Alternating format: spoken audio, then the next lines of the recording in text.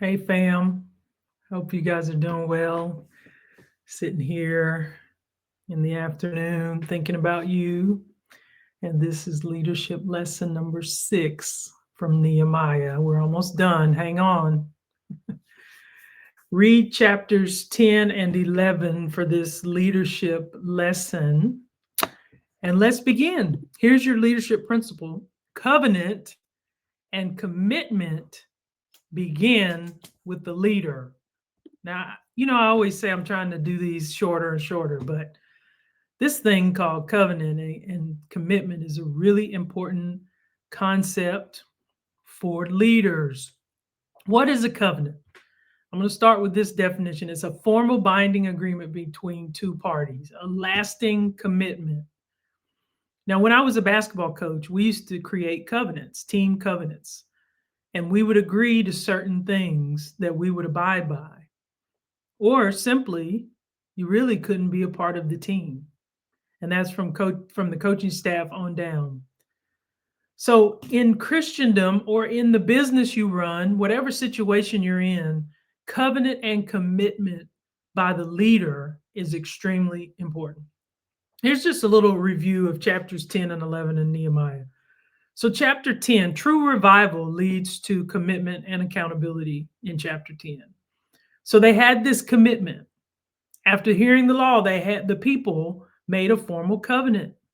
They made the covenant with God. They made some promises to God.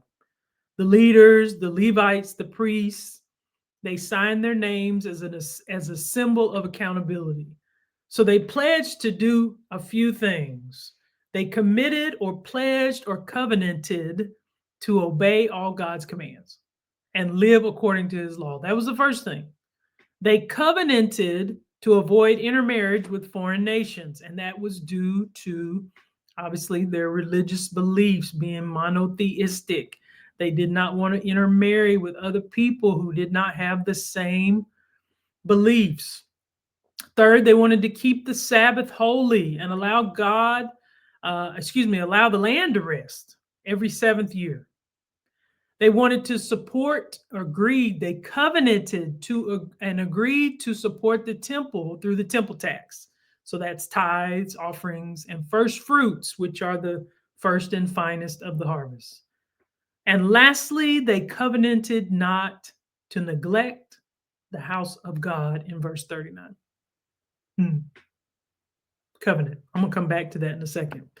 In chapter 11, building God's kingdom involved community sacrifice and cooperation. So the community worked together to repopulate and rebuild not just the walls, but the spiritual and civic heart of Israel, Jerusalem. And they did this by having 1 out of every 10 persons from surrounding towns chosen by lot to live in the city. So this chapter went into much detail about the leaders, the Levites, and the other servants who served in Jerusalem and the surrounding cities. But I want to go back to this leadership covenant. This is your challenge this week, your application for this short time that we've been together. I want you to write a personal leadership covenant. Values that you'll commit to live by. A personal leadership covenant.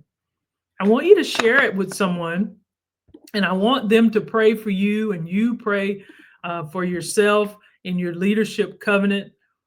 But I want you to write that personal leadership covenant. I'm going to challenge some other people I'm going to minister to tonight to do the same thing.